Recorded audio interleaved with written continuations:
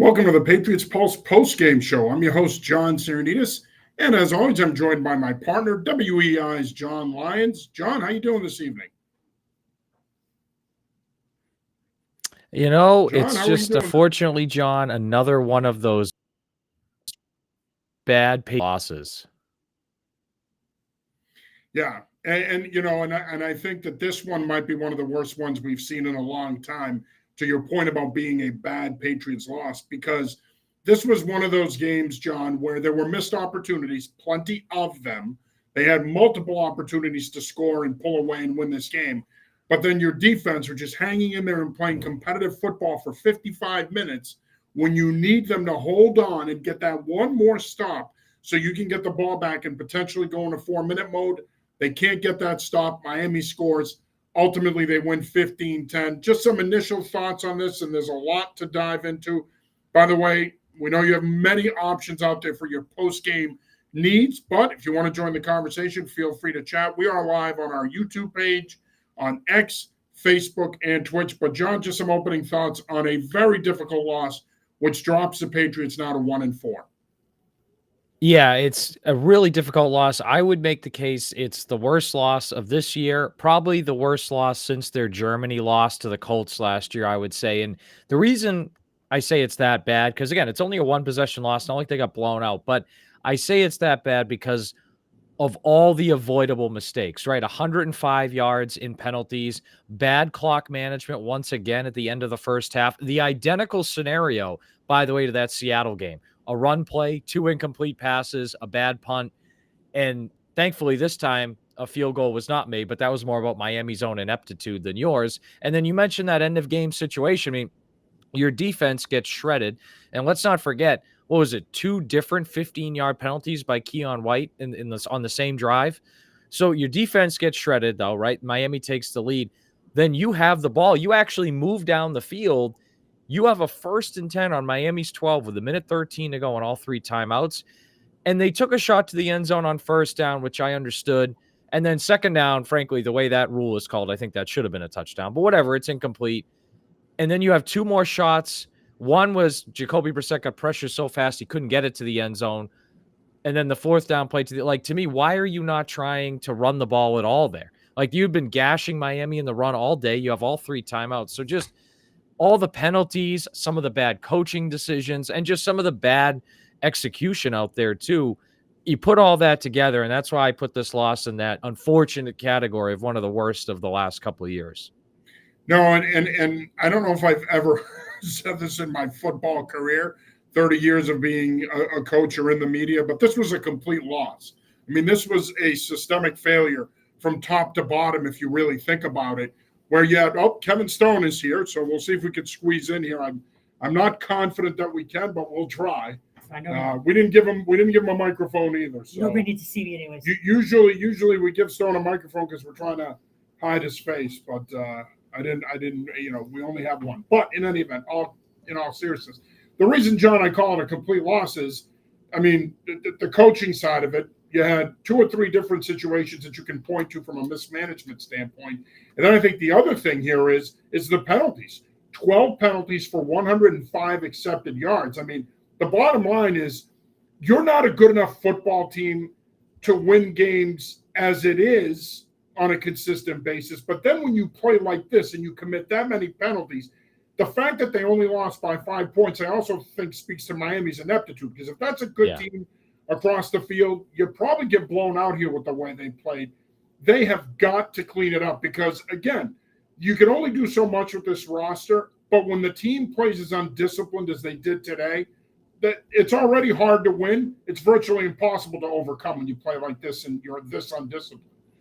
Yeah, it's a good point. And it felt like their penalties, again, I mentioned the two on Keon White on the same drive, but just impactful penalties. Even that one, it didn't come back to bite them points-wise, but they gave Miami a 1st down on that punt penalty, like the penalty right before the punt, the too many men on the field. So, like, that didn't end up in points, but then at the end of the game, your defense is tired. Well, that was another 5, 6, 7 plays they didn't need to be on the field for earlier, right? So it felt like the penalties they had were really impactful. And then they got some good pass protection today, but then they also had some woeful pass protection, a lot of holding on pass protection. So the penalties stand out, but also I think the bad coaching in situational football. Because again, I mentioned the thing about the Seattle game, the end of the first half. The fact that it happened again today, like that's repeating a mistake that you made against Seattle.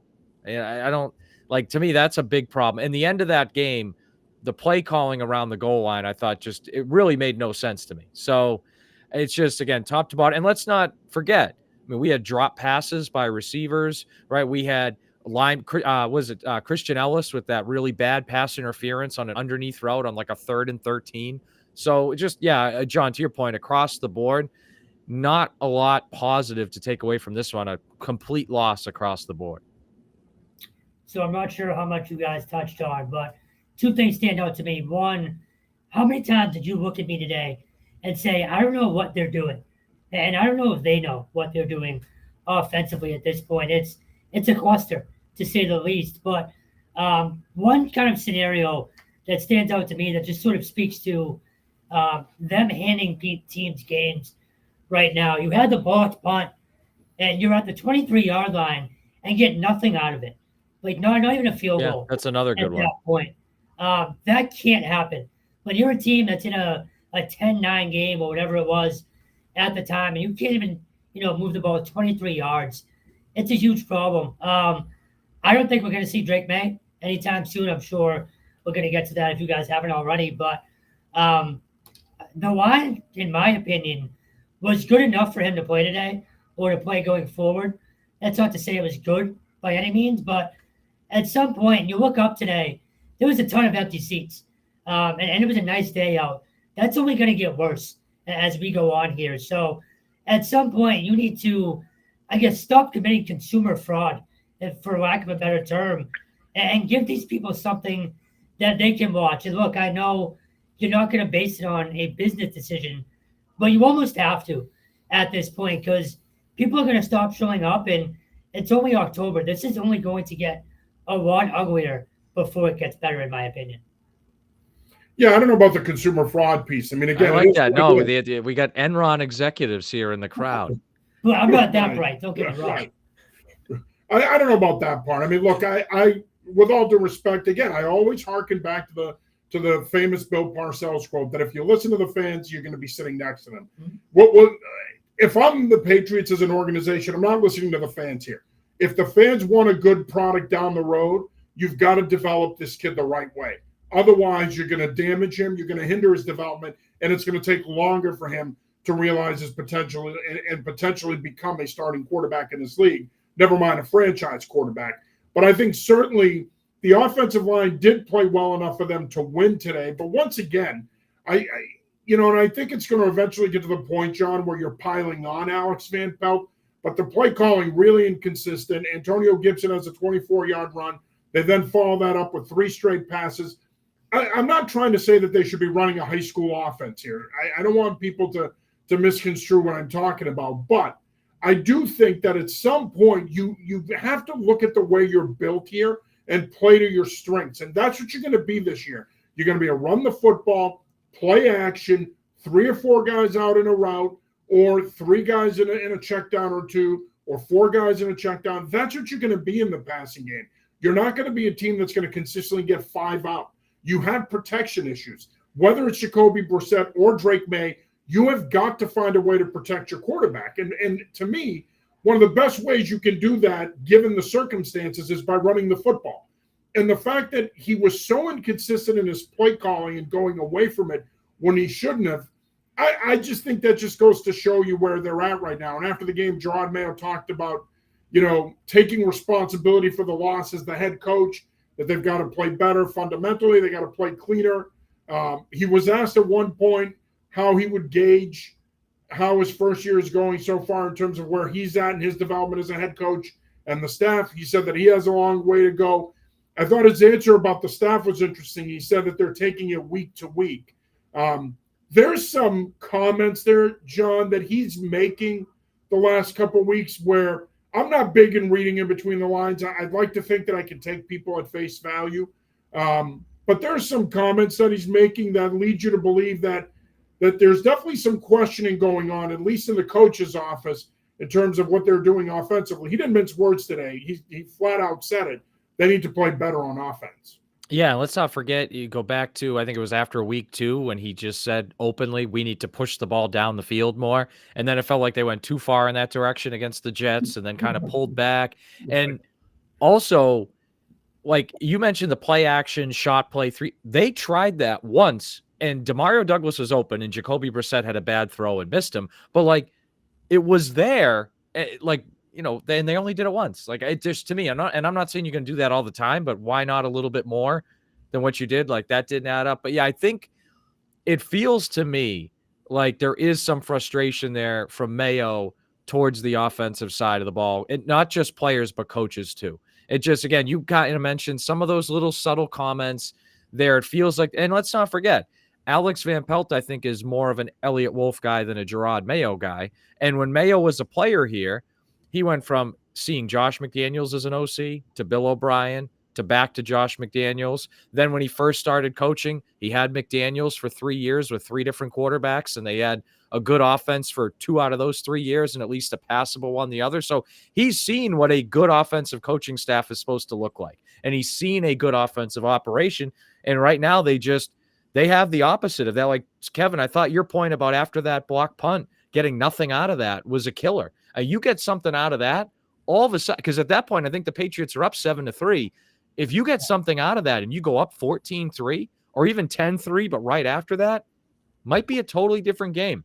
And let's not forget the missed field goal inside of 40 yards, again, by the Patriots. So they had some good special teams moments, but it just felt like every unit could walk away from this game saying they made some sort of significant mistake, except maybe Christian Gonzalez, but pretty much everybody else.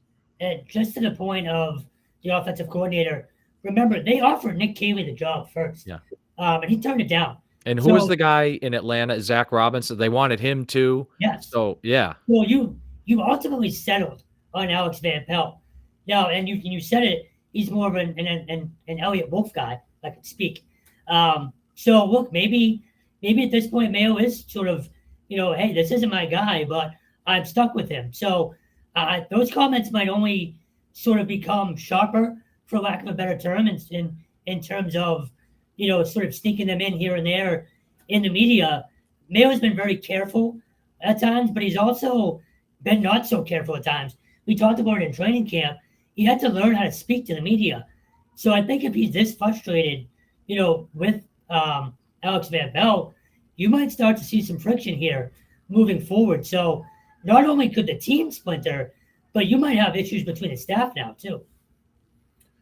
Yeah, all interesting points. I mean, look, if you're Gerard Mayo, you can't say Elliott Wolf's not my guy, because I think at the end of the day, I'm sorry, Alex Van Pelt, not Elliott Wolf. You can't say Alex Van Pelt's not my guy, because at the end of the day, you were on board with the hiring. And the reason why Elliott made most of these decisions is his connections around the league, and he had guys that he knew can come in here and run a different offense and try to change things. And I'll say this, and I said it at the time, I was surprised that they didn't at least consider bringing Josh McDaniels back. He was available. That would have been the number one guy on my list. Amen.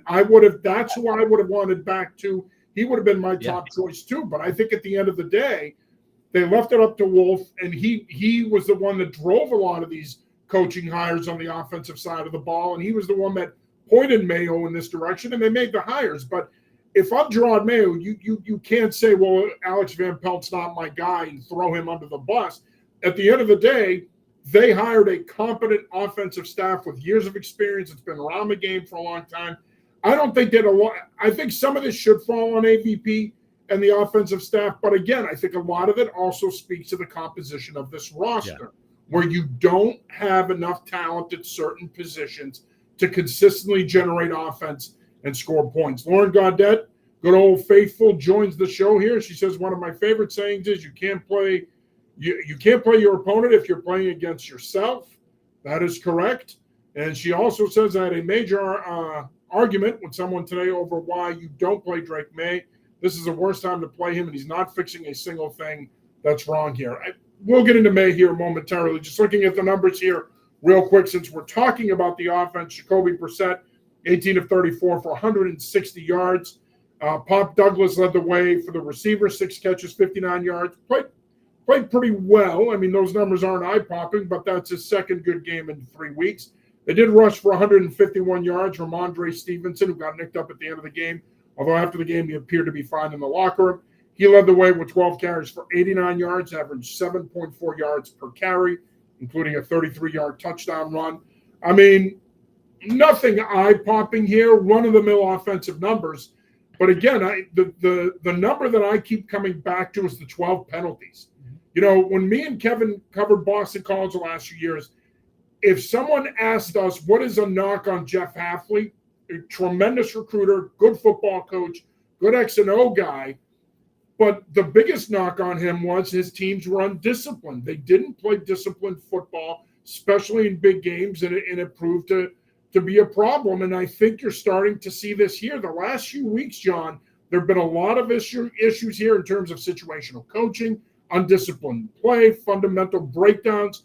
They have a lot to clean up here from a coaching standpoint. Yeah, and I think your point about the undisciplined play is a good one because the penalties, you're right, they were a killer. And frankly, 12 penalties is ridiculous, right? But also, let's not forget, would they have 2 weeks in a row where their defensive ends just rushed out of their lanes and Brock Purdy and Aaron Rodgers in back-to-back weeks, even though it was a quote-unquote coaching point, were able to scramble and move around all they wanted. Now, today, they're a little bit better at that, but then you have multiple drop passes. You have Brissett. I thought Brissett was okay at times in this game, but he missed a couple big throws too, including that one to Douglas, the deep one. So you now see, and the penalties too, you see some of these undisciplined mistakes popping up in different ways. And to me, that's the frustrating part is just, and some of that is Alex Van Pelt offensively. Some of it's DeMarcus Covington, but this is also one of those things, and we've talked about it. You have a rookie head coach. There's going to be some growing pains there. Some of this is on Mayo. Like I mentioned that end of the first half, how they called plays there. He also can get in the headset and say, hey, run the ball. Same thing at the end of the game. Like he can say, hey, let's take some time off it. And he didn't do that. So, I mean, some of this is on the assistants. Some of it's on Mayo. And some of it's on the responsibility of the players themselves. But that's the thing is, it's not, and John, you probably know this from coaching experience. It's not like there's one or two things they have to hammer at and correct. It's like they get the edge rusher thing corrected. Now the penalties pop up. And then you have the first half execution. So it's a lot of different things kind of popping up at different times. And I think that makes it really difficult to get on track. To that point, the penalties aren't just, and again, you guys have coached. You could probably speak to this, but you probably preach, we'll accept physical stuff. If you're trying to make a play, it is what it is if you get called, right? But these are dumb penalties. Keon White headbutting the quarterback is a dumb penalty. Hunter Henry's false start. All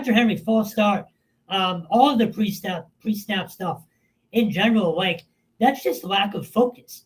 And so again, to that point, it's not just one thing. It's just a consistent lack of not effort, but a focus on details, and that's a huge problem. And John, you mentioned Mayo being a rookie head coach. He said it today. He said, I expected to take the same lumps as any other rookie head coach. And I found it curious just because, are you sort of trying to wish some of this away? But like, if you knew this was going to be an issue this year in terms of, going through struggles, well, you're making it harder on yourself now. So it's just, again, he's a little all over the place. The message needs to be better. But for me, it's just the lack of just focus is the most frustrating thing because it's not the penalties are not within the game of football. You know what I mean? They're all pre-snap. They're all dumb stuff. Well, my bigger concern today was just, the delay, 2 delay games. Oh, yeah. 12 men on the field. Yep. Like, that's my bigger concern. I mean, yes, I'm not saying that the player penalties aren't a concern. I agree with you 100%, Kevin. They are a concern. But those penalties are an even bigger concern in some ways because those are coaching penalties. Yeah, the too many men on the field, like that should never happen, especially in this league. If it happens in high school, it sucks. You can live with it. If it even happens in college every now and then, all right, whatever, you can live with it. But when it happens at this level, when this is your job, this is what you do 24/7, you're in meetings all week, you're practicing situations, you're running through personnel, who's on what, who's not on what. it's just unacceptable to me. And I think this is the stuff that he, as a head coach, needs to get a grip on and fix. Because at the end of the day, yes, your players should not be making these lack of focus mistakes and committing these stupid penalties. But you as a staff cannot have 12 guys on the field at this level. You should never have a delay of game when you have headset communication. Twice. How do you have a delay of game? You had a delay of game twice.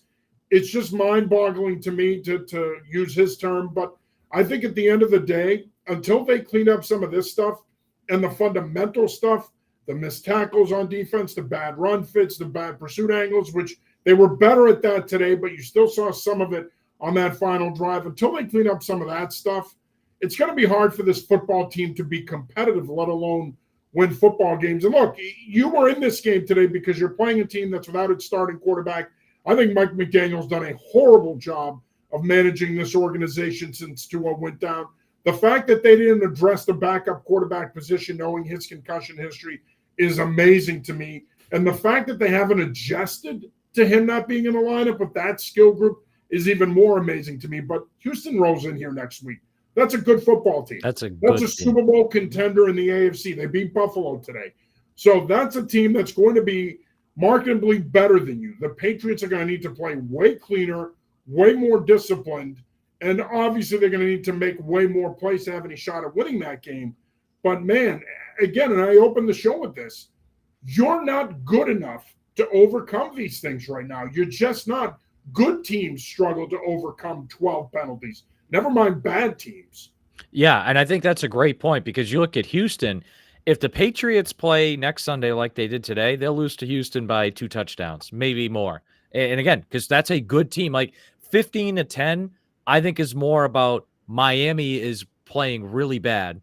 And Miami had plenty of penalties too, but also they just didn't look good most of this game.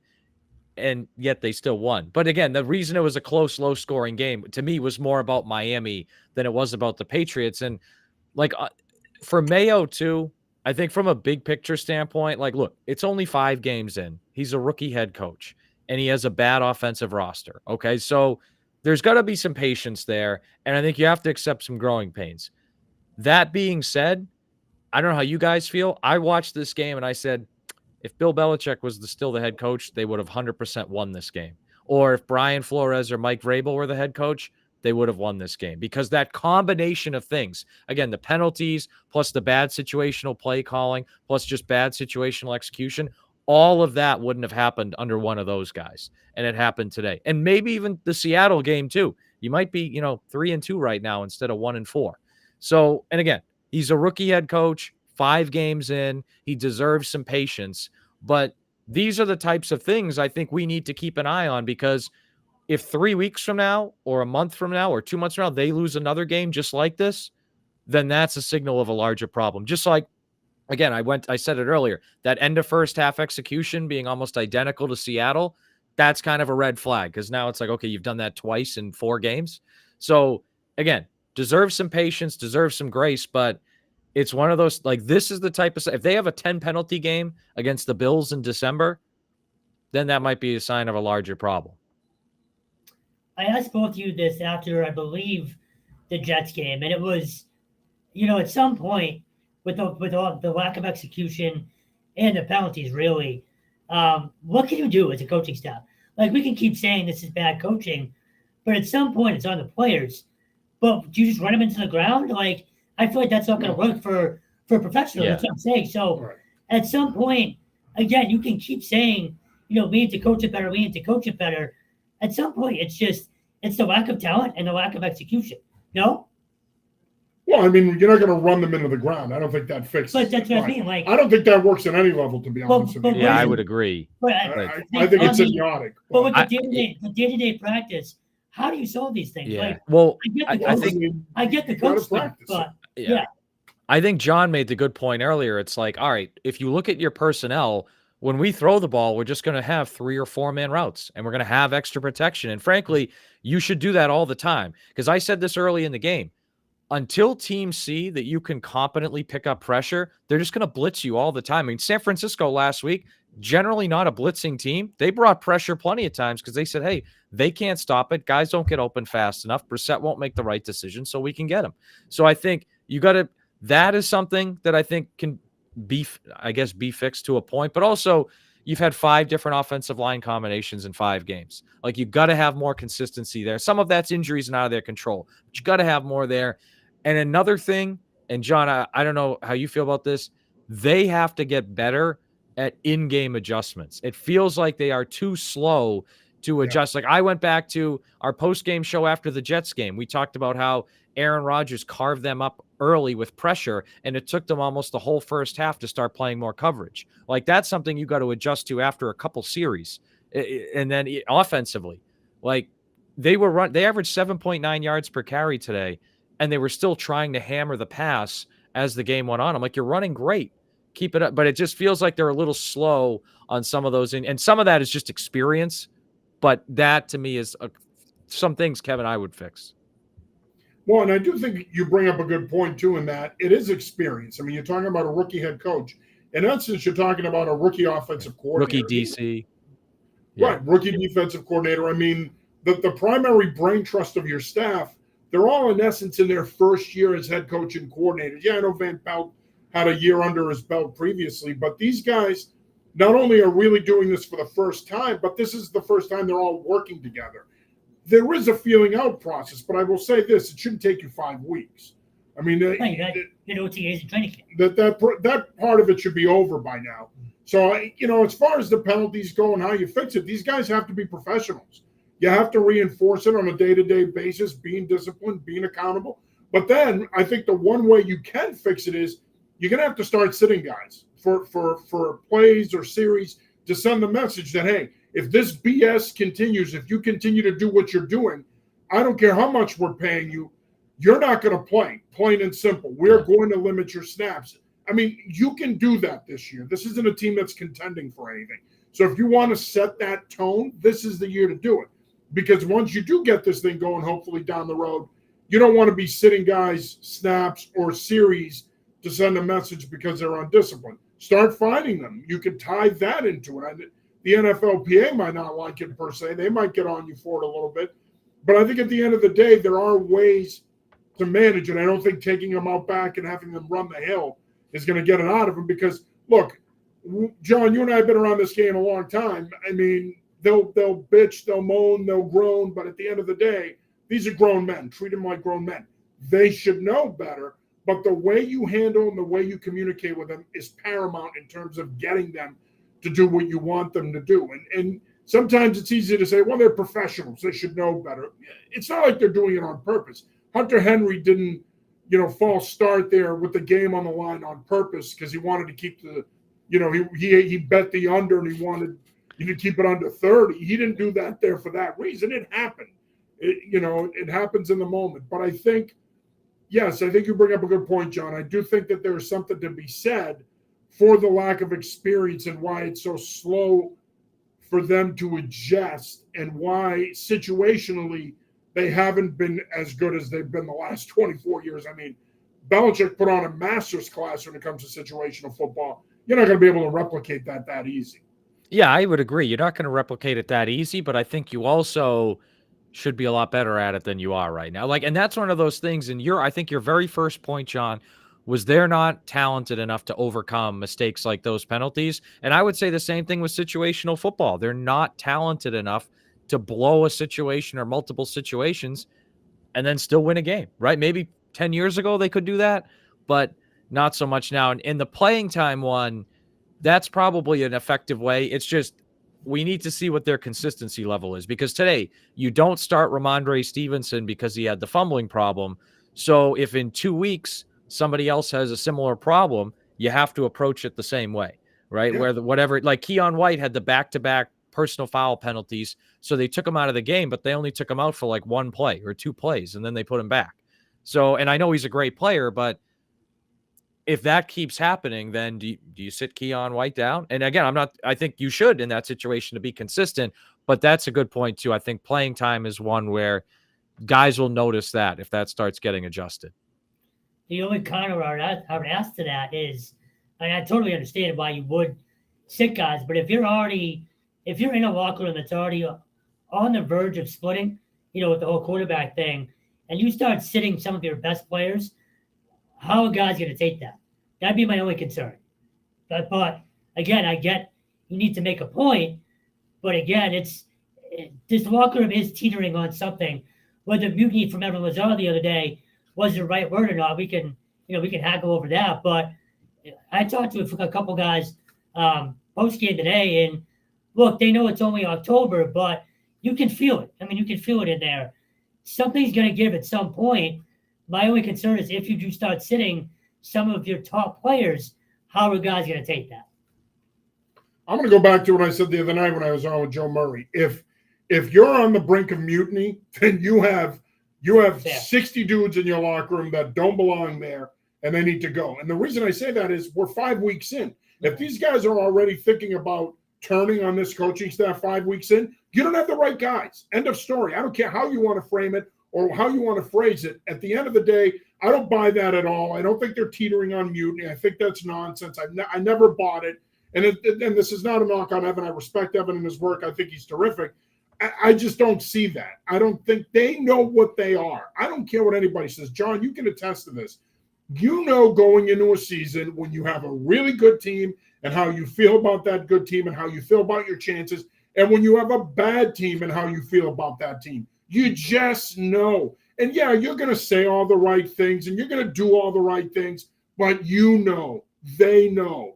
And regardless of what they're saying in public, regardless of what they may even be telling themselves, at the end of the day, they know who they are.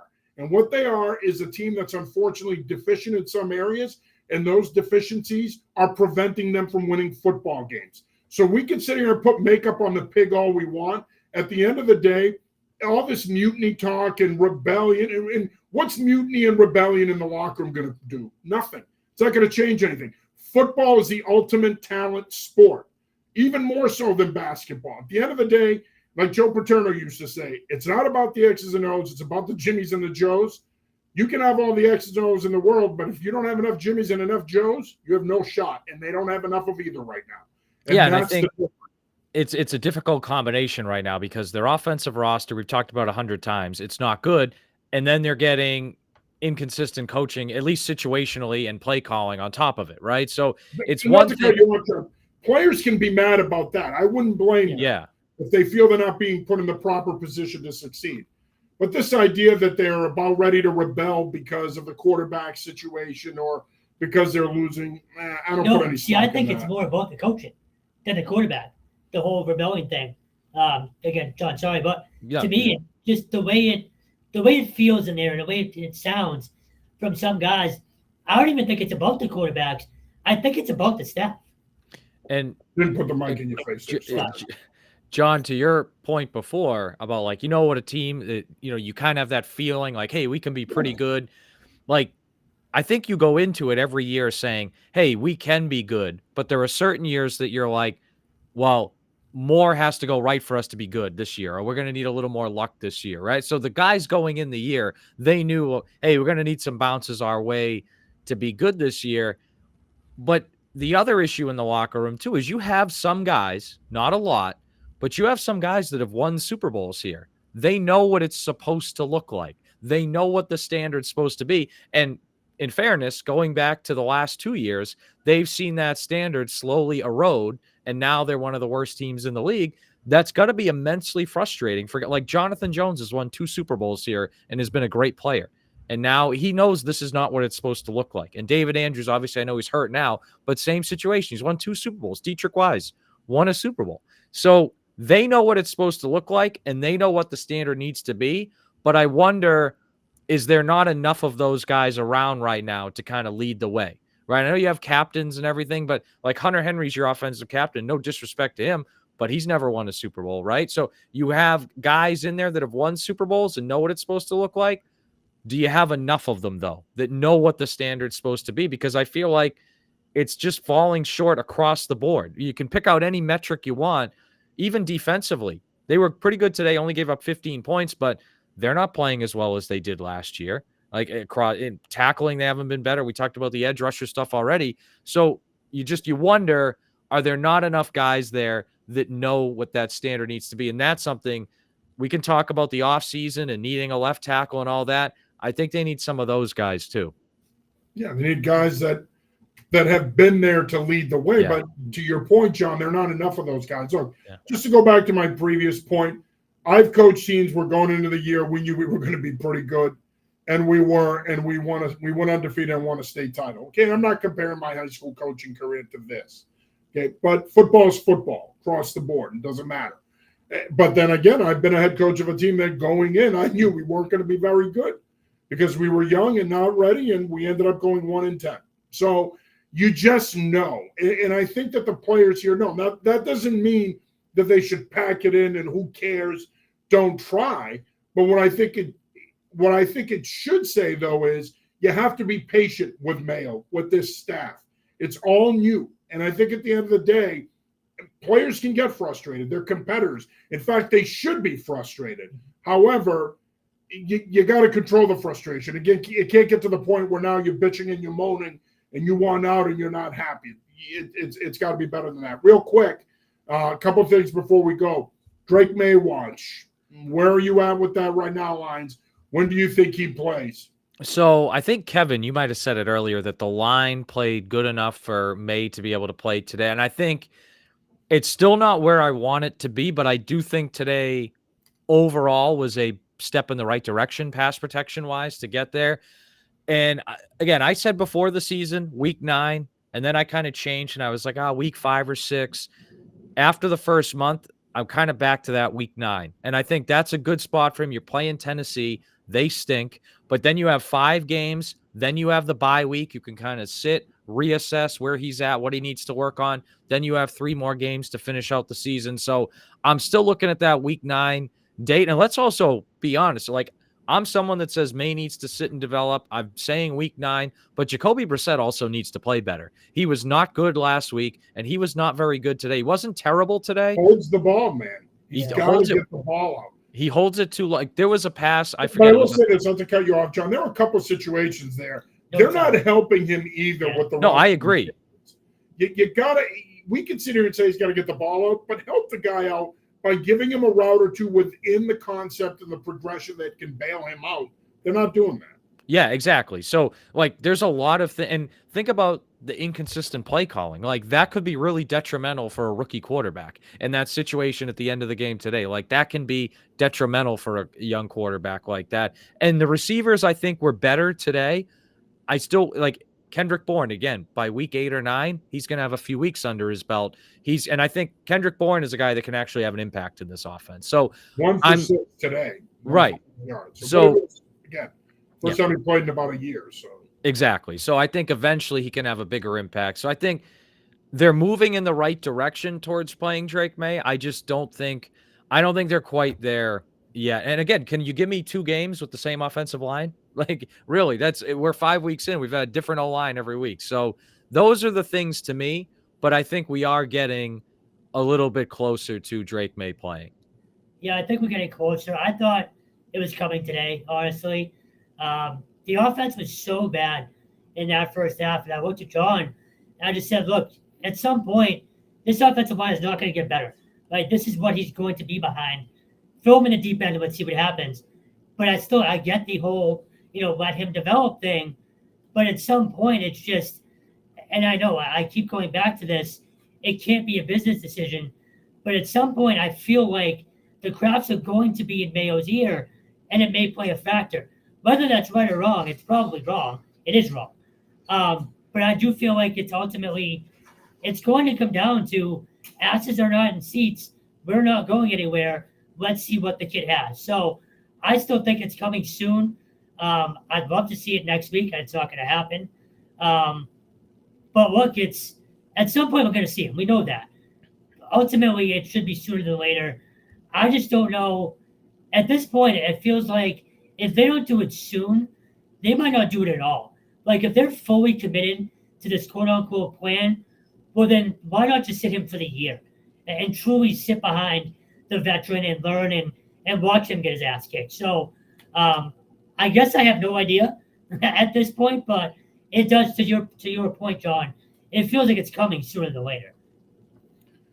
And once again, I'll echo what I said earlier. The fans and what they want shouldn't factor into this at all. Yeah, I agree with that. Like, it shouldn't. You want to put it shouldn't, but I think it do you might. want to put asses in the seats the next 10 to 12 years or this year? Yeah, and I agree with you, but I think Stone's point of we knew before it was not a factor.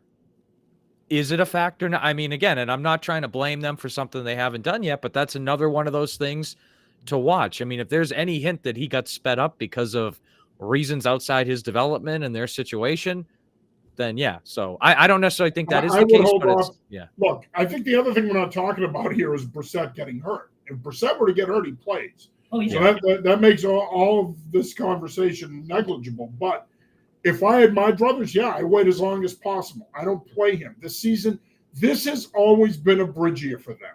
I've said this now since the Jets game last year. Yeah, we talked about this last winter. Yeah. So, but to that point, why not sign a better quarterback in the offseason then? That's fine. Who are they going to sign? Yeah, like, I mean, I guess Joe Flacco. You signed a guy who you drafted, developed, who's been here before, I guess that's who's fair. done a pretty nice job. He was in good in Indianapolis, Miami, Cleveland. I mean, who was out there that would have been better? I mean, could you have gone after Baker Mayfield? Maybe, but that would have been my choice. Yeah. But now but if you go after Baker Mayfield, he has to start for you. He's your long-term guy. You're not drafting a quarterback. He's not what they needed. Fair enough. Go ahead, John. And the only other option, I guess, would have been Joe Flacco, who's obviously went to the playoffs last year, who I think is probably a better quarterback than Brissett and has won a Super Bowl as a starter, but maybe they felt he wasn't as good to mentor. Behind this offensive line, John? I mean, he's not the athlete that Brissett is. Yeah, and the mentoring role, I'm not saying he can't do it, but does he want to do that? I mean, he's trying to start. He went to the playoffs. He didn't want to do it in Baltimore. He didn't want to do it in Denver. He's not a guy that's been willing in his career. He hasn't shown in his career that he's willing to do it. Yeah. So that's the other part of it. I think you needed to sign someone who can hold the fort down for a year, who has a good reputation, who's a guy that's played enough, who's also a guy that was willing to show the younger guy the way. And I think Brissett was that guy. And look, Brissett needs to play better. He needs to get the ball out quicker, needs to make quicker decisions. He needs to play better. But at the end of the day, the guy's giving you everything he has. He's tough. He's competitive. He gives you a chance. You have to look at the offensive line he's playing behind, like we've been saying all along. And you also have to look at the skill group he's playing with right now. Calling this an okay skill group is probably applauded, okay? They're an okay skill group. There's no one that resembles a one there. Jalen Polk, I think, eventually could become a really good 2 and could be a guy that could be an 8 to 10 touchdown guy and push 1,000 yards or maybe get to 1,000 yards. But you don't have that alpha in that receiver room. Bob Douglas could be a potential nice slot for you, give you some of that big playability, especially in the middle of the field, but they don't have that guy. They got to get that guy too.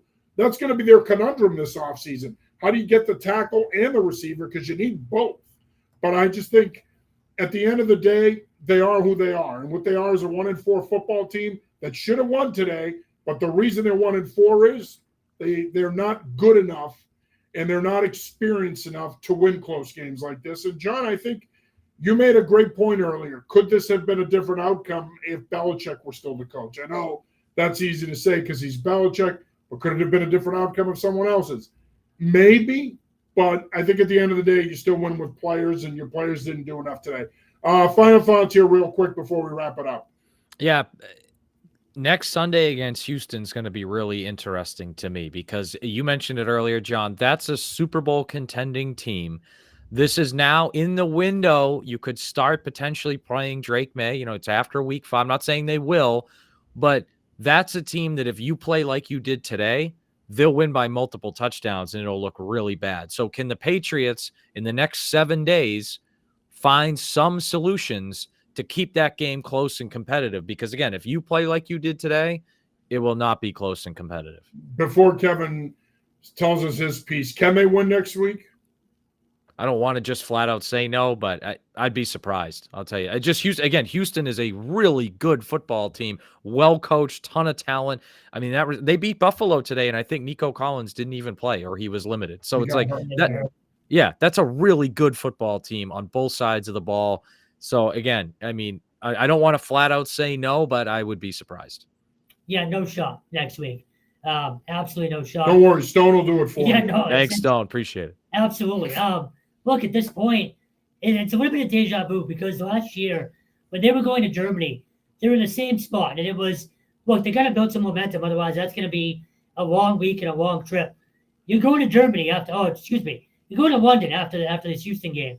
So if you think guys are, or if people think that guys are starting to question the locker room now, what's that preparation going to look like for that week and the buy-in for that week for that trip? So I don't want to see this thing start to snowball this early because I said this the last time I was on.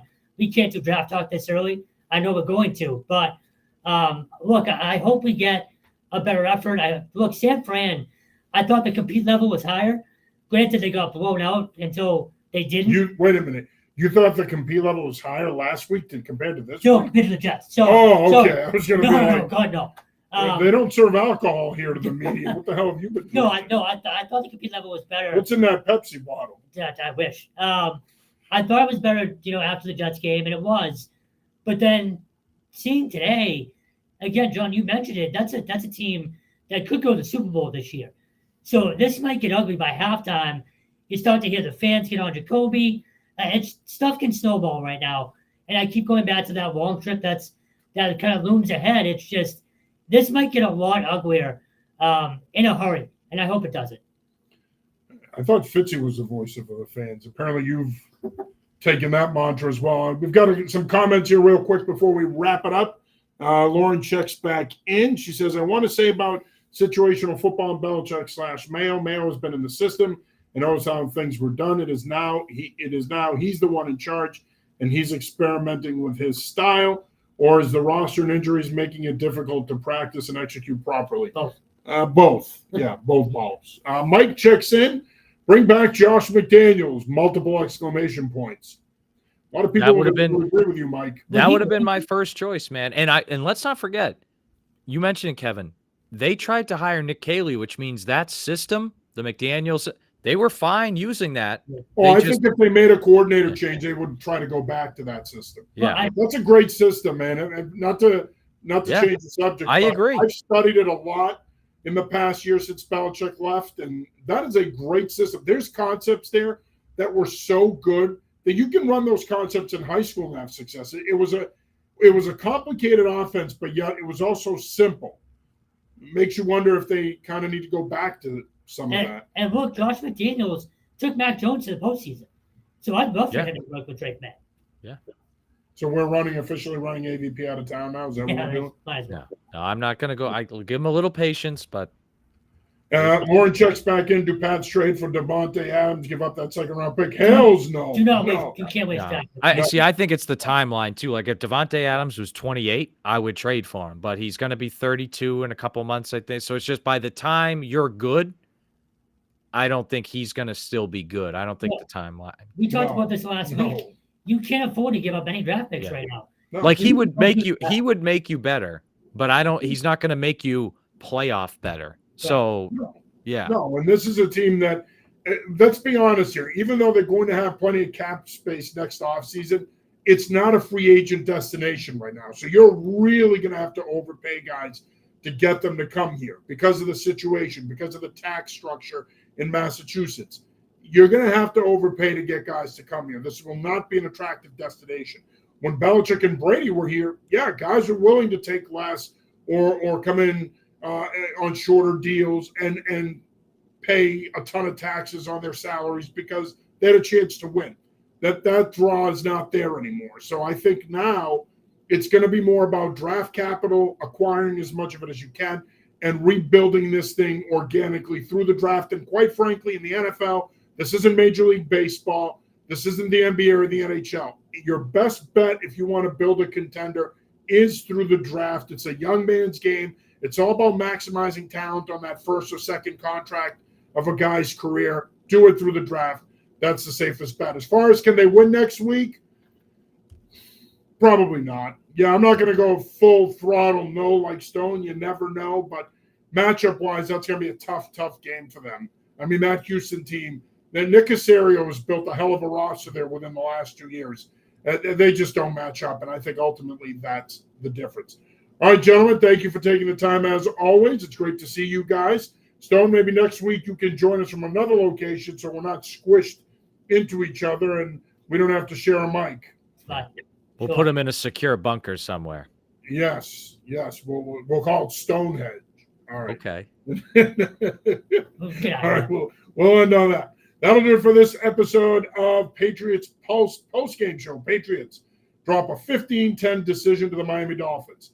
For John Lyons and Kevin Stone, I'm John Serenitas. We'll be back with you next Sunday after the Texans game. We'll be back with you tomorrow night for the New England Football Show. Until then, peace. See you.